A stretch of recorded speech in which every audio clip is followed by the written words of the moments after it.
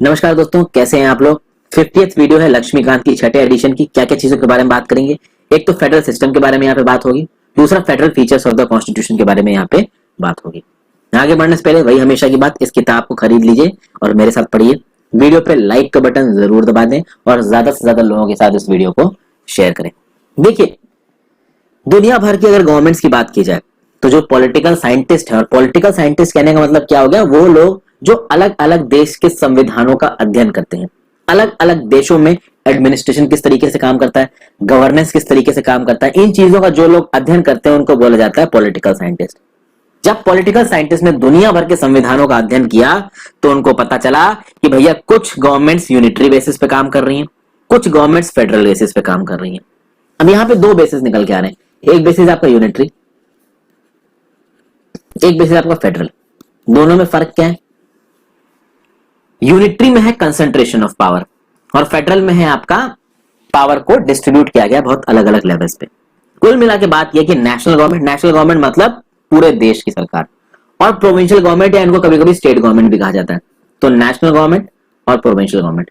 देखिए, कुछ जगहों तो ऐसा होगा कि प्रोविंशियल गवर्नमेंट होगी ही नहीं, कुछ जगहों पे प्रोविंशियल गवर्नमेंट होती ही नहीं है। ओके, जैसे फॉर एग्जांपल आप चाइना की बात करो, नाम के लिए वहां पे कुछ ऑफिसर्स को डिप्यूट कर दिया गया है, वही लोकल लेवल पे गवर्नमेंट चलाते हैं, बट वो ruling communist party of China की जो सेंट्रलाइज लीडरशिप है, जो कि बीजिंग में बैठती है, उसको रिपोर्ट करते हैं। तो कहने के लिए प्रोविंशियल गवर्नमेंट है, बट वो है नहीं। तो अब यहां पे आप प्रोविंशियल गवर्नमेंट उस सेटअप को भी कह सकते हो जो सेटअप नेशनल गवर्नमेंट के बिहाफ पे स्टेट्स में या प्रोविंसेस में काम कर रहा है। वहीं पे कुछ जगहों पे ये प्रोविंशियल गवर्नमेंट बहुत स्ट्रांग होती है, जैसे कि यूएसए की बात कर लें। तो दो तरीके की गवर्नमेंट हो गई किसी भी कंट्री में, एक जो सेंट्रलाइज लेवल पे पूरे देश को चला रही है, दूसरी जो स्टेट के लेवल पे स्टेट्स को चला रही है। जैसे हमारे देश में स्टेट गवर्नमेंट है, बिहार की सरकार, राजस्थान की सरकार, जम्मू एंड कश्मीर की सरकार, अब तो खैर यूनियन टेरिटरी हो गया, तेलंगाना, आंध्र प्रदेश, जितने भी स्टेट्स कर लीजिए, आपका तमिलनाडु, केरला। अब देखिए, नेशनल गवर्नमेंट और प्रोविंशियल गवर्नमेंट, अगर इन नेशनल गवर्नमेंट और प्रोविंशियल गवर्नमेंट में रिलेशन, इन दोनों के बीच के रिलेशन के बेसिस पे डिसाइड होगा कि जो सरकार है, जो पॉलिटिकल सिस्टम है, वो यूनिटरी है या फेडरल है। यूनिटरी और फेडरल किस बेसिस पे डिसाइड हो रहा है, नेशनल गवर्नमेंट और रीजनल गवर्नमेंट के बीच के क्या रिश्ते हैं। यूनिटरी गवर्नमेंट वो गवर्नमेंट होती है जहां पे ज्यादातर ताकत नेशनल गवर्नमेंट के पास कंसंट्रेटेड हो। वहीं पे अगर ताकत नेशनल गवर्नमेंट के पास कंसंट्रेटेड नहीं है, कुछ हद तक प्रोविंशियल गवर्नमेंट को भी दी गई है, तो वो हो जाएगी आपकी फेडरल गवर्नमेंट। तो देखिए, जिन जगहों पे प्रोविंशियल गवर्नमेंट है ही नहीं, केवल नेशनल गवर्नमेंट है, तो वहां पे भाई आप उस सिस्टम को यूनिटरी ही बोलोगे, क्योंकि एक सेंट्रलाइज लीडरशिप पूरा का पूरा देश चला रही है। जिस जगहों पे प्रोविंशियल गवर्नमेंट है, उसको किस हद तक ताकत दी गई है, अगर उसको बिल्कुल ही ताकत नहीं दी गई है, वो नेशनल गवर्नमेंट के इशारों पे नाच रही है, तो भी वो यूनिटरी सिस्टम होगा। बट कहीं पे अगर कंसीडरेबल अमाउंट ऑफ ताकतें अगर प्रोविंशियल गवर्नमेंट को दी गई हैं, तो फिर उसको क्या बोला जाएगा, फेडरल टाइप ऑफ पॉलिटी। तो ये हो गई दो types of polity, unitary type of polity और फेडरल टाइप ऑफ पॉलिटी। ठीक है, अब यहां देखते हैं, Britain, France, Japan, China, Italy, Belgium, Norway, Sweden, Spain, they have unitary model of government, while US, Switzerland, Australia, Canada, Russia, Brazil, Argentina and so on have federal model of government. अब यहां पे देखिए, unitary model की मैंने आपको definition बता दी, federal model की मैंने आपको डेफिनेशन बता दी, but one size fits all वाली अप्रोच यहां नहीं चलती। यानी कि अगर फेडरल मॉडल ऑफ गवर्नमेंट की आप बात कर रहे हो ऑस्ट्रेलिया में, कनाडा में, रशिया में, ब्राजील में, तो इन सब कंट्रीज में भी जो फेडरल मॉडल है ना, जो डिस्ट्रीब्यूशन ऑफ पावर वाला जो कंसेप्ट है ना, वो वेरी करता है। ऑस्ट्रेलिया में जो डिस्ट्रीब्यूशन ऑफ पावर होगा वो अलग तरीके से होगा, कनाडा में अलग तरीके से होगा, रशिया में अलग, ब्राजील अलग, अर्जेंटीना अलग, यूएस अलग। वहीं पे जो यूनिटरी गवर्नमेंट काम कर रही है, फॉर एग्जाम्पल चाइना की बात कर लीजिए, चाइना भी एक यूनिटरी मॉडल ऑफ गवर्नमेंट है, ब्रिटेन भी एक यूनिटरी मॉडल ऑफ गवर्नमेंट है, बट ब्रिटेन एक डेमोक्रेसी है, ब्रिटेन में लोगों के पास राइट्स है, ब्रिटेन में लोग सरकार पर सवाल उठा सकते हैं कि भाई क्या कर रहे हो। चाइना में ऐसा कुछ नहीं, चाइना भी यूनिटरी मॉडल ऑफ गवर्नमेंट है। चाइना में आप बोल दीजिए कुछ शी जिनपिंग के अगेंस्ट में, तो शामी को अरेस्ट हो जाओगे, ज्यादा बोल दोगे तो अगले ही सुबह गोली मार दी जाएगी, पता भी नहीं चलेगा लास्ट गई कहां। तो ये चाइना में चलता है, बट है तो यूनिटरी मॉडल। यूनिटरी मॉडल मतलब नेशनल गवर्नमेंट ज्यादा ताकत है, लेकिन नेशनल गवर्नमेंट किस हद तक ताकतवर है वो डिफरेंशिएट करेगा उन कंट्रीज को जिनमें यूनिटरी मॉडल चल रहा है। तो अब आप समझ गए होगे मैं क्या कहने की कोशिश कर रहा हूं। वन साइज फिट्स ऑल वाली अप्रोच नहीं चलती है, बस यहाँ पे जनरलाइज बेसिस पे, बाहर के बेसिस पे दो भागों में बांट दिया गया, एक यूनिटरी फॉर्म में, एक फेडरल फॉर्म में। एक बेसिक आइडिया लग गया कि ये यूनिटरी फॉर्म ऑफ गवर्नमेंट कैसे काम करती है, फेडरल फॉर्म ऑफ गवर्नमेंट कैसे काम करती है। अब देखिए, जो यूनिटी फॉर्म ऑफ गवर्नमेंट हो या यूनिटी फॉर्म हो या चाहे फेडरल फॉर्म हो, गवर्नमेंट की बात हो रही है यहाँ पे।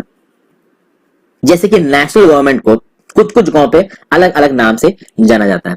फेडरल मॉडल में नेशनल गवर्नमेंट को फेडरल गवर्नमेंट भी कहा जाता है, कभी कभी सेंट्रल गवर्नमेंट भी कहा जाता है, कभी कभी यूनियन गवर्नमेंट भी कहा जाता है। वहीं पर रीजनल गवर्नमेंट को स्टेट गवर्नमेंट कहा जाता है या प्रोविंशियल गवर्नमेंट कहा जाता है। तो इनके नाम अलग होते हैं। तो नेशनल गवर्नमेंट को आप कभी कभी फेडरल गवर्नमेंट बोल देते हो अगर फेडरल पॉलिटी है, या नॉर्मल केसेस में आप सेंट्रल गवर्नमेंट भी बोल देते हो, उसको यूनियन गवर्नमेंट भी बोल सकते हो। स्टेट्स को आप बोलोगे स्टेट गवर्नमेंट और प्रोविंशियल गवर्नमेंट। आगे चलते हैं। अभी ये जो फीचर्स हैं यूनिटरी वाले और फेडरल वाले, इनको हम लोग एक टेबल में भी देखेंगे। यहाँ पे एक और चीज बता रखी है कि जो फेडरेशन नाम का शब्द है दोस्तों, ये फेडरेशन नाम का शब्द एक लैटिन वर्ड से निकला है जिसको बोलते हैं फोडस, FOEDUS। इस फोडस का मतलब होता है ट्रीटी या फिर एग्रीमेंट। ओके, तो फेडरेशन एक लैटिन वर्ड से आया है जिसको बोला जाता है फोडस। फोडस का मतलब होता है ट्रीटी या एग्रीमेंट। ये जो फेडरेशन है, जैसे कि यूनाइटेड स्टेट्स में फेडरेशन है, स्विट्जरलैंड में फेडरेशन है, तो यहाँ पे कनाडा मान लीजिए, रशिया बोल लीजिए, इस तरीके के जो फेडरेशन होते हैं, यहाँ पे जो स्टेट यूनिट्स हैं, जो प्रोविंशियल गवर्नमेंट्स हैं, इनको किस नाम से बुलाया जाता है? तो यूएस में क्या बुलाया जाता है? यूएस में बुलाया जाता है स्टेट्स, स्विट्जरलैंड में कैंटन्स, कनाडा में प्रोविंसेस, रशिया में रिपब्लिक्स। ओके, तो ये सब चीजें हैं, बहुत बेसिक इंफॉर्मेशन है जो लक्ष्मीकांत ने आपको दे रखी है। एक एक लाइन में आपको समझा रहा हूं, जितना सिंपल हो रहा है उतने सिंपल तरीके से समझा रहा हूं। यहां पे कंपैरिजन करेंगे फेडरल गवर्नमेंट का, यूनिटरी गवर्नमेंट का। फेडरल गवर्नमेंट, भाई देखिए फेडरल गवर्नमेंट का मतलब है डिस्ट्रीब्यूशन ऑफ पावर, तो फेडरल गवर्नमेंट में होगा distribution of power. Distribution of power होगा तो नेशनल गवर्नमेंट्स होंगी और स्टेट गवर्नमेंट्स होंगी। इन स्टेट गवर्नमेंट्स को रीजनल गवर्नमेंट्स भी बोल सकते हो, प्रोविंशियल गवर्नमेंट भी बोल सकते हो, डिपेंड करेगा कि कौन सी कंट्री की बात हो रही है। वहीं पे यूनिटी गवर्नमेंट में केवल एक सिंगल गवर्नमेंट होगी, वो सिंगल गवर्नमेंट सर्वे सर्वा होगी। इस सिंगल गवर्नमेंट ने हो सकता है अपने कुछ रिप्रेजेंटेटिव्स को लोकल लेवल पे बैठा रखा होगा, हाँ भाई तुम हमारे बिहाफ पे काम करोगे। ओके, तो भाई चाहे रीजनल लेवल पे गवर्नमेंट हो, चाहे रीजनल लेवल पे कुछ ऑफिसर्स को डिप्लॉय कर रखा हो, चाहे रीजनल गवर्नमेंट पे कुछ भी नहीं हो, वहां पे क्या बनता है केस? वहां पे बनता है यूनिटरी गवर्नमेंट का केस। फिर आगे आते हैं, फेडरल गवर्नमेंट का ज्यादातर केसेस में रिटन कॉन्स्टिट्यूशन होता है, क्योंकि जब गवर्नमेंट फेडरल है तो वहां पे प्रॉपर डिस्ट्रीब्यूशन ऑफ पावर है। वो प्रॉपर डिस्ट्रीब्यूशन ऑफ पावर का डॉक्यूमेंट कहीं तो दिया होगा, वो डॉक्यूमेंट होता है रिटन कॉन्स्टिट्यूशन। जहां पे यूनिटरी गवर्नमेंट होती है वहां पे कॉन्स्टिट्यूशन हो सकता है रिटन हो सकता है अनरिटन हो। जैसे कि फ्रांस का कॉन्स्टिट्यूशन यूनिटरी है और फ्रांस का कॉन्स्टिट्यूशन है रिटन। वहीं पे अगर आप ब्रिटेन की बात करो तो ब्रिटेन में अनरिटन कॉन्स्टिट्यूशन है। अब आप रिटन और अनरिटन के बीच का फर्क कई बार बता चुका हूं, यहाँ पे एक लाइन में बता देता हूं। रिटन कॉन्स्टिट्यूशन मतलब एक किताब है जिसमें जितना भी नियम कानून है सबको कंपाइल करके रखा गया है, उन बेसिक प्रिंसिपल्स को कंपाइल करके रखा गया है जिनके हिसाब से एडमिनिस्ट्रेशन किया जाएगा। अनरिटन कॉन्स्टिट्यूशन में क्या होता है कि किसी एक सिंगल बुक को कंपाइल नहीं किया है। जैसे फॉर एग्जांपल ब्रिटेन की पार्लियामेंट ने समय समय पे एक्ट पास किए हैं, वो एक्ट अलग अलग नियम कानून को डिटेल करते हैं, अलग अलग फील्ड्स में कानून बनाते हैं। उन सारे स्टैट्यूट्स को आप मिला दोगे तो बन जाएगा ब्रिटेन का कॉन्स्टिट्यूशन। तो एक बुक में लिख के उन सारे स्टैट्यूट्स को कंपाइल नहीं किया गया, इसलिए बोला जाता है कि ब्रिटेन का संविधान अनरिटन है। क्योंकि ब्रिटेन का संविधान उन सारे स्टैट्यूट्स को जिसको ब्रिटेन की पार्लियामेंट ने पास किया है उनको मिला के बनता है, इसलिए बोला जाता है ब्रिटेन का पार्लियामेंट इज अनरिटन पार्लियामेंट। क्योंकि एक कोई किताब नहीं है, अलग अलग स्टैट्यूट है जो कि स्कैटर्ड है, उनको मिला के आपको कंसीडर करना पड़ेगा ब्रिटेन का संविधान। फिर आगे बात होती है फेडरल गवर्नमेंट की। फेडरल गवर्नमेंट में क्या होगा? Power distribution. भाई पहले आपको पता चलेगा नेशनल गवर्नमेंट और प्रोविंशियल गवर्नमेंट के बीच में जो पावर्स हैं उनको डिस्ट्रीब्यूट किया जाएगा। यूनिटरी गवर्नमेंट में कोई भी डिवीजन ऑफ पावर्स नहीं होता है। जो यूनिटरी गवर्नमेंट है वो या तो सर्वे सर्वा होगी या ज्यादातर पावर्स इस यूनिटरी गवर्नमेंट के हाथ में होंगी, या तो सर्वे सर्वा या ज्यादातर पावर्स। अब वो कंट्री किस हिसाब का यूनिटरी गवर्नमेंट रखता है वो एक अलग बात है। फिर आगे चलते हैं, supremacy of the constitution. Federal government है, फेडरल गवर्नमेंट में पावर डिस्ट्रीब्यूशन आ रहा है तो पावर डिस्ट्रीब्यूशन में अक्सर कर डिस्प्यूट्स उठते हैं, तो इसीलिए जरूरी यह है कि जो संविधान में लिखा है उसको माना जाए। इसलिए फेडरल गवर्नमेंट में सुप्रीमेसी ऑफ द कॉन्स्टिट्यूशन जो लिखा हुआ है संविधान में वो बहुत ज्यादा जरूरी हो जाता है। वहीं पे जब यूनिटरी गवर्नमेंट की बात होती है तो कॉन्स्टिट्यूशन सुप्रीम हो भी सकता है, नहीं भी हो सकता है। जैसे जापान में जो कॉन्स्टिट्यूशन है उसको बहुत सुप्रीम माना जाता है, उसको आसानी से अमेंड नहीं कर सकते। वहीं पे ब्रिटेन में जो कॉन्स्टिट्यूशन है एक तो वो अनरिटन है, अलग अलग स्टैट्यूट्स के फॉर्म में, उन स्टैट्यूट्स को ब्रिटेन की पार्लियामेंट आराम से अमेंड कर सकती है। तो आप कह सकते हो ब्रिटेन का संविधान बहुत फ्लेक्सिबल, आराम से अमेंड किया जा सकता है। बट इसका मतलब ये नहीं है दोस्तों कि ब्रिटेन की पार्लियामेंट कुछ भी कर सकती है, क्योंकि ब्रिटेन की जो डेमोक्रेसी है ना बहुत डेवलप हो चुकी है। ब्रिटेन के जो लोग हैं वो बहुत पढ़े लिखे हैं और वो गवर्नमेंट के ऊपर एक इन्फ्लुएंस एक्सरसाइज करते हैं। तो वहां की जो सोसाइटी है वो इतनी ज्यादा कल्चरली एडवांस्ड हो चुकी है कि वहां की पार्लियामेंट अपने मन के हिसाब से कुछ कर ही नहीं सकती, लोगों की मर्जी के हिसाब कुछ कर ही नहीं सकती। वहां इंडिया के इतने गरीब थे ना घूम रहे हैं गांव में कि भाई माइग्रेंट क्राइसिस आ गई तो खाने के लिए नहीं बचा, तो भैया हजारों किलोमीटर पैदल चल के जा रहे हैं। नहीं, अच्छे खासे एक लेवल के लोग हैं ब्रिटेन में, वो सवाल जवाबदेही मांगते हैं वहां की पार्लियामेंट से। तो पार्लियामेंट वहां की ताकतवर जरूर है, बट इसका मतलब ये नहीं है कि कुछ भी कर देगी। ये बात हमेशा अपने दिमाग में रखिएगा। फिर फंडामेंटल गवर्नमेंट में यही बता दे रहा हूं, independent judiciary, sorry federal government में जुडिशरी इंडिपेंडेंट होती है। यहाँ पे मैं आपको एक एग्जांपल देता हूँ, जुडिशरी के एग्जांपल्स फेडरल गवर्नमेंट में अलग अलग देश में अलग अलग है। किसी एक तरीके से समझते हैं, जैसे यूएसए में उनकी प्रोविंसेस की, उनके स्टेट्स की अलग जुडिशरी है। टेक्सास स्टेट की अलग जुडिशरी होगी, ठीक है, न्यू ऑरलियंस की अलग जुडिशरी होगी। वहीं पे सेंट्रल गवर्नमेंट की अपनी फेडरल जुडिशरी है। ओके, तो इंडिपेंडेंट जुडिशरी, फेडरल गवर्नमेंट वाली जुडिशरी वो अलग होगी, उनकी जो स्टेट्स की अपनी जुडिशरी होगी वो अलग होगी। ये हो गया इंडिपेंडेंट जुडिशरी। अगर आप यूनिटरी गवर्नमेंट की बात करते हो तो यूनिटरी गवर्नमेंट में जुडिशरी इंडिपेंडेंट हो भी सकती है और नहीं भी हो सकती है, वो डिपेंड करता है कि उस यूनिटरी गवर्नमेंट का सेटअप कैसा है। इसके लिए आपको ये जानने के लिए कि कहां पे कैसी जुडिशरी है, आपको एक पॉलिटिकल साइंटिस्ट बनना पड़ेगा, इसमें थीसिस करनी पड़ेगी जिसकी जरूरत आपको है नहीं। काम की चीजें जाननी है वो मैं आपको बता रहा हूँ, और इनफैक्ट इतनी चीजें जितनी मैं आपको बता रहा हूँ ना, इसी से आप बहुत नॉलेजफुल हो जाओगे। कहीं पे कुछ भी बोल सकते हो, आपको काफी चीजें पता होंगी। ओके, पॉलिटिकल साइंटिस्ट बनकर क्या ही करोगे, ज्यादा पैसा नहीं है पॉलिटिकल साइंटिस्ट बनने में। आगे बात करते हैं भाई बाइकैमरल लेजिस्लेचर। बाइकैमरल लेजिस्लेचर आपका फेडरल गवर्नमेंट में होगा ही होगा। क्यों? क्योंकि फेडरल गवर्नमेंट में आप पावर को डिस्ट्रीब्यूट कर रहे हो, और जब आप पावर को डिस्ट्रीब्यूट कर रहे हो तो आपको बाइकैमरल लेजिस्लेचर बनाना पड़ता है। क्योंकि दुनिया भर में जहां पे भी बाइकैमरल लेजिस्लेचर बनते हैं उसमें एक लेजिस्लेचर सेंटर की सरकार को डिनोट करता है और एक स्टेट्स को डिनोट करता है। जैसे फॉर एग्जांपल इंडिया में आप बात कर लो, इंडिया में लोकसभा है, राज्यसभा है। लोकसभा को आप डायरेक्टली इलेक्ट करते हो तो आप बोल सकते हो सेंट्रल गवर्नमेंट है लोकसभा, और राज्यसभा में जो रिप्रेजेंटेटिव्स जा रहे हैं उनको राज्य की सरकारें, राज्य की जो स्टेट लेजिस्लेटिव असेंबली है वो इलेक्ट करके भेजती है। तो सेंटर में जो पार्लियामेंट है वो बाइकैमरल है, मतलब उसमें लोकसभा भी है राज्यसभा भी है, जिसमें लोकसभा सेंटर के रिप्रेजेंटेटिव्स बैठते हैं और राज्यसभा में भाई स्टेट के रिप्रेजेंटेटिव्स बैठते हैं। तो हो गया बाइकैमरल लेजिस्लेचर। उसी तरीके से यूएसए में चले जाइए, प्रेसिडेंट तो अलग है, हाउस ऑफ रिप्रेजेंटेटिव्स और सेनेट। सेनेट में जो 50 प्रोविंसेस है यूएसए की, 50 स्टेट्स है, उसमें से हर दो लोग आएंगे तो 100 लोग बैठ जाएंगे। ओके, तो इस तरीके से काम करती हैं चीजें दोस्तों बाइकैमरल लेजिस्लेचर। तो फेडरल गवर्नमेंट में बाइकैमरल लेजिस्लेचर तो होगा ही होगा। यूनिलैटरल गवर्नमेंट में, सॉरी यूनिटरी गवर्नमेंट में लेजिस्लेचर बाइकैमरल भी हो सकता है, जैसे कि आपका ब्रिटेन में बाइकैमरल लेजिस्लेचर है, अपर हाउस लोअर हाउस। और यूनिकैमरल लेजिस्लेचर भी हो सकता है, जैसे चाइना का, भैया चाइना की जो पॉलिट ब्यूरो है, कम्युनिस्ट पार्टी ऑफ चाइना, जो सेंट्रलाइज्ड उनका लेजिस्लेचर है बस वही है। ओके, प्रोविंशियल लेवल पे कोई लेजिस्लेचर नहीं है। चाइना की सरकार ताकतवर है, नीचे नीचे वालों को वो कोई ताकत नहीं देते, सिंपल पॉइंट। उसके बाद फेडरेशन बनता कैसे, इसको समझना जरूरी है।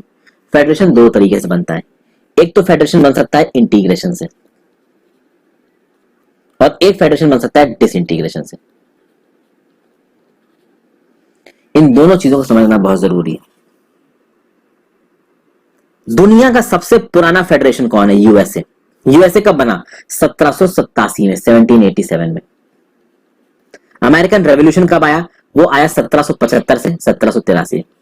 अमेरिकन रेवोल्यूशन में क्या हुआ? ब्रिटेन से जो लोग एडमिनिस्ट्रेशन करने गए थे अमेरिका में, उन लोगों ने ब्रिटेन वालों को ही टाटा बाय बाय बोल दिया। उन्होंने बोला तुम टाटा बाय बाय निकलो, ये हमारा देश है, अमेरिका हमारा देश है। फर्स्ट अमेरिकन रेवोल्यूशन के बाद 1787 में आप देखोगे कि यूएसए फेडरेशन बना, और this is the first and the oldest federation. इसमें हुआ क्या? इसमें 13 स्टेट्स, जो यूएसए है ना, यूएसए के नक्शे के जो ईस्टर्न एज है, यूएसए का जो अभी करंट मैप है उसके ईस्टर्न एज पे 13 स्टेट्स थे। उन 13 स्टेट्स के रिप्रेजेंटेटिव आपस में मिले, आपस में साथ में बैठे, उन्होंने बोला कि देखो हम सब लोग अलग अलग कमजोर हैं, एक काम करते हैं हम सब लोग मिल जाते हैं, और उन सब लोगों ने मिलके एक यूनाइटेड स्टेट्स ऑफ अमेरिका बनाया। बाद में इस यूनाइटेड स्टेट्स ऑफ अमेरिका की बाउंड्री बढ़ी, और आज की डेट में यूनाइटेड स्टेट्स ऑफ अमेरिका दुनिया का बाप बन के बैठा है। दूसरा बाप चाइना बनने की कोशिश कर रहा है, बट यूएसए उसको लगातार रोक रहा है। चाइना तो चलिए देखिए अभी उठा है, लेकिन आप देखिए यूएसए के बनने के बाद से, खासकर 19वीं शताब्दी में, कि मैं आपका 19वीं शताब्दी से आप कह लीजिए कि यूएसए दुनिया भर में बहुत तेजी से पावरफुल होके आगे आया है। ओके, तो ये तो हो गया भाई ओल्डेस्ट फेडरेशन। अब ये एग्जाम्पल मैंने आपको बताया इंटीग्रेशन का। इंटीग्रेशन की एग्जाम्पल आप कह सकते हो कि जो फेडरेशन इंटीग्रेशन से बनते हैं, एक हो गया आपका यूएसए का। कुछ फेडरेशन होते हैं जो टूटने से बनते हैं, डिसइंटीग्रेशन से बनते हैं। और आपको ये जान के बड़ी आश्चर्य होगा दोस्तों, हमारा जो देश है उसका जो फेडरेशन है वो डिसइंटीग्रेशन से बना है। मैं समझाता हूं कैसे। आपके दिमाग में बहुत लॉजिकल बात आएगी कि हमने तो सुना है कि सरदार वल्लभ भाई पटेल ने इतनी सारी प्रिंसिपैलिटीज को मिला के एक बड़ा देश बना दिया, तो हम तो इंटीग्रेशन से बने हैं ना, डिसइंटीग्रेशन कहां से आ गया? अब यहाँ पे इंटीग्रेशन और डिसइंटीग्रेशन के सिद्धांत को आपको समझना पड़ेगा। देखिए, सरदार वल्लभ भाई पटेल ने जो हमारा इतना बड़ा देश बनाया, 550 से ज्यादा प्रिंसिपैलिटीज को मिला के जो इतना बड़ा इंडिया देश बना दिया, उसको आप ये नहीं बोलोगे कि हाँ भाई बहुत सारे वीक स्टेट्स ने मिलकर बड़ा देश बना दिया। ऐसा नहीं है, उनको जैसे तैसे करके मिला दिया गया था, साम दाम दंड भेद हर चीज लगा के। उसके बाद एडमिनिस्ट्रेटिव कन्वीनियंस और कुछ हद तक लैंग्वेज कंसीडरेशंस को ध्यान में रखते हुए अलग अलग स्टेट्स बनाए गए एडमिनिस्ट्रेशन के लिए। तो वो जो स्टेट्स बनाए गए, उन स्टेट्स को जो ताकत दी गई, उसको बोला गया डिसइंटीग्रेशन। तो हमारा जो फेडरेशन है वो डिसइंटीग्रेशन के सिद्धांत पे, न कि इंटीग्रेशन के सिद्धांत पे। Canadian model of federal government को हम फॉलो करते हैं। अभी वो क्या, उस पर भी हम आते हैं, ठीक है। तो देखिए, सबसे पुराना फेडरेशन दुनिया में कौन है? यूएस। यूएस का फेडरेशन कैसे बना? कुछ वीक स्टेट्स आए, वो वीक स्टेट्स आके एक दूसरे के साथ मिले और उन्होंने एक पावरफुल कंट्री बना दी। तो एक तो ये यूएसए बना इंटीग्रेशन से। डिसइंटीग्रेशन का एक एग्जांपल लिया जाए तो भाई आप कह सकते हो कैनेडियन। आप देखोगे जो कनाडा का फेडरेशन है, इसमें अभी के लिए 10 प्रोविंसेस हैं। शुरुआत में 4 प्रोविंसेस थी।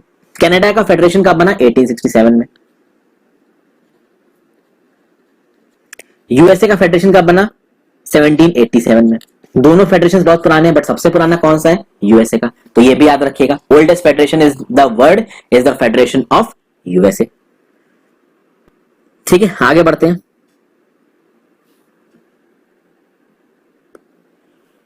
एक सवाल बहुत नेचुरल उठता है कि क्या इंडिया में एक फेडरल सिस्टम ऑफ गवर्नमेंट है? बिल्कुल दोस्तों, इंडिया में एक फेडरल सिस्टम ऑफ गवर्नमेंट है, क्योंकि हमारे यहां आप देख सकते हैं स्टेट गवर्नमेंट से स्टेट गवर्नमेंट्स को ताकत दी गई। फेडरल सिस्टम ऑफ गवर्नमेंट बहुत ज्यादा जरूरी था। ये हमारे कॉन्स्टिट्यूशन के जो बनाने वाले लोग थे, जो हमारे कॉन्स्टिट्यूशनल फादर्स थे, उनको ये समझ में आया कि भैया देखिए फेडरल सिस्टम ऑफ गवर्नमेंट लाना पड़ेगा अगर देश के सारे इलाकों को रिप्रेजेंटेशन देना है। तो कुछ हद तक रीजनल ऑटोनॉमी दीजिए। वो रीजनल ऑटोनॉमी नेशनल गवर्नमेंट में रीजन के लोगों का भरोसा लेके आएगा और ओवरऑल देश यूनाइट हो सकेगा। ये बात बोली गई। लेकिन कहीं पे भी फेडरेशन नाम का जो शब्द है वो हमारे संविधान में इस्तेमाल नहीं किया गया है। अगर आप देखोगे हमारे इंडिया के लिए नाम क्या यूज किया है? Union of states. India that is Bharat, वो तो नाम है। डिस्क्राइब कैसे किया गया है? India as a union of states. कहां लिखा है? आर्टिकल 1 ऑफ द कॉन्स्टिट्यूशन में। तो भैया संविधान के सबसे पहले आर्टिकल में लिख दिया यूनियन ऑफ स्टेट्स। स्टेट्स का यूनियन है, कहीं पे भी फेडरेशन ऑफ स्टेट्स नहीं लिखा गया है। कॉन्स्टिट्यूशन में बहस चली थी कि भाई क्या इस्तेमाल करें, फेडरेशन ऑफ स्टेट्स इस्तेमाल करें या यूनियन ऑफ स्टेट्स इस्तेमाल करें। बोला नहीं भाई, फेडरेशन ऑफ स्टेट्स इस्तेमाल नहीं करेंगे, यूनियन ऑफ स्टेट्स इस्तेमाल करेंगे। तो आप लोग बोलोगे कि भाई ये यूनियन ऑफ स्टेट्स क्यों इस्तेमाल किया गया? क्योंकि हमेशा इस बात को याद रखना है हमको कि भाई हम एक हैं। फेडरेशन ऑफ स्टेट्स में कहीं ना कहीं सेपरेटिस्ट टेंडेंसीज आ जाएंगी। अच्छा, एक और बात, यहां पे रीजनिंग दी गई। ये रीजनिंग कितनी दी गई? हमारे बाबा साहब ने दी।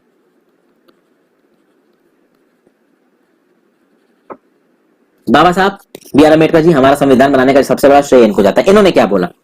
इन्होंने बोला कि देखिए हमने फेडरेशन ऑफ स्टेट्स नाम के फ्रेज को इस्तेमाल नहीं किया है, हमने यूनियन ऑफ स्टेट्स इस्तेमाल किया है। क्यों? क्योंकि पहली बात तो ये जो इंडियन फेडरेशन है ये अमेरिकन फेडरेशन की तरह बना नहीं है। अमेरिकन फेडरेशन में 13 वीक स्टेट्स आए, वो आपस में एक दूसरे के साथ उन्होंने मिला और एक बड़ा देश उन्होंने बना दिया। तो ये तो हो गया फेडरेशन ऑफ स्टेट्स। इंडिया ऐसे नहीं बना है। इंडिया के अलग अलग भागों को मिला के एक बड़ा देश बना दिया गया।